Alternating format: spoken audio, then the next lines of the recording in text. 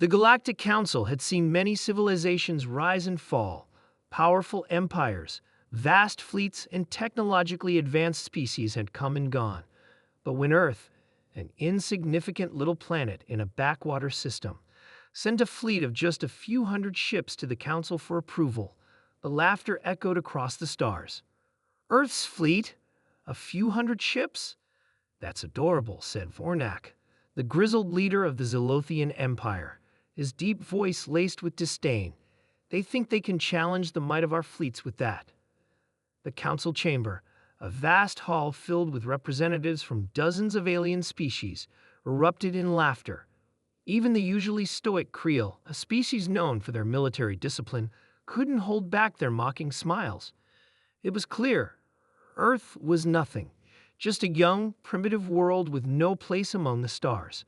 But they were wrong. They had no idea what Earth was capable of.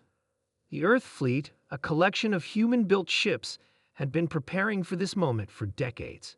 It wasn't the largest or the most advanced fleet, but it was something far more dangerous. It was united. Captain Maria Ortega, leader of Earth's fleet, watched as the laughter subsided. She remained calm, standing at the helm of her flagship, the Resolute.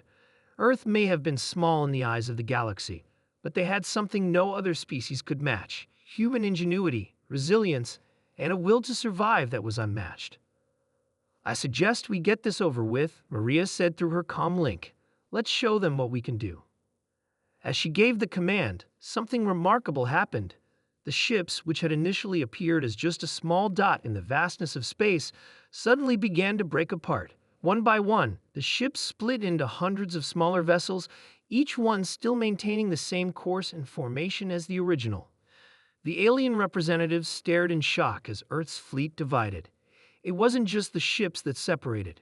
The entire fleet was now dispersed into thousands of independent units. Each ship was no longer just a vessel, but a part of something much greater, something that could not be defeated. I don't understand, Vornak muttered, his eyes wide with disbelief.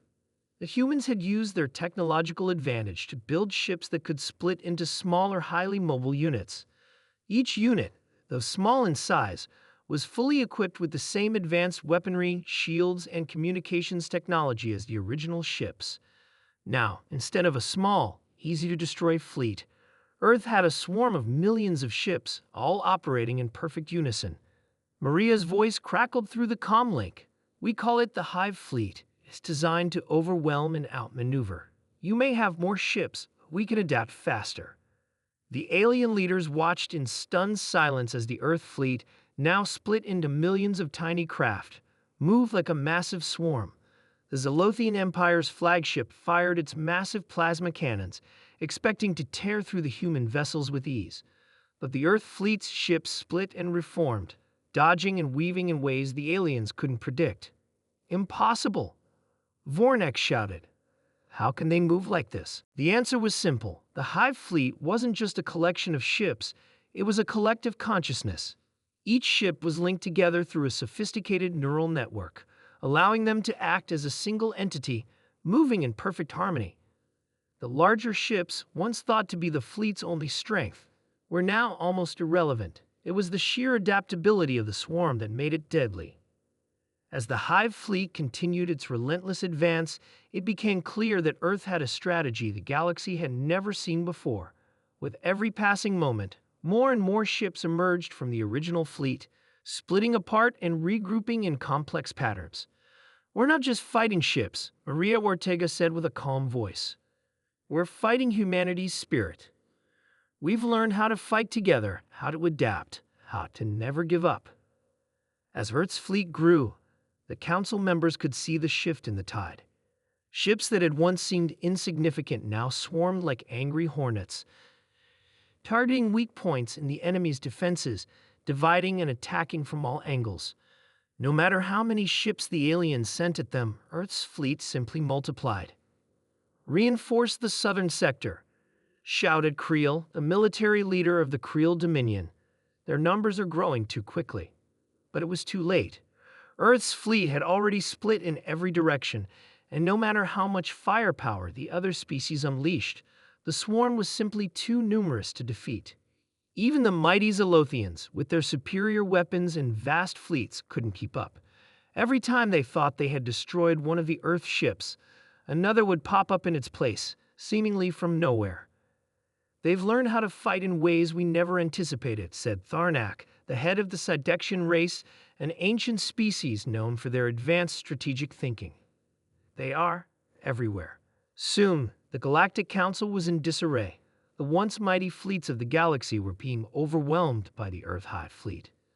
The ship's rapid mobility and unrelenting numbers tore through the Council's defense lines. The laughter that had filled the chamber was now replaced by a tense silence as each alien representative began to understand the true threat Earth posed. We cannot defeat them," Vornak said, his voice shaky. "Their strategy, it's too unpredictable. Too much."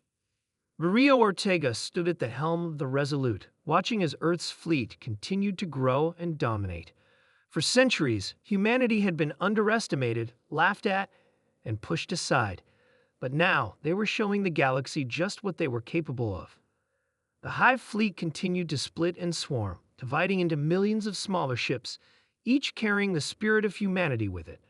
Earth had risen, and the galaxy would never again doubt the power of a single planet.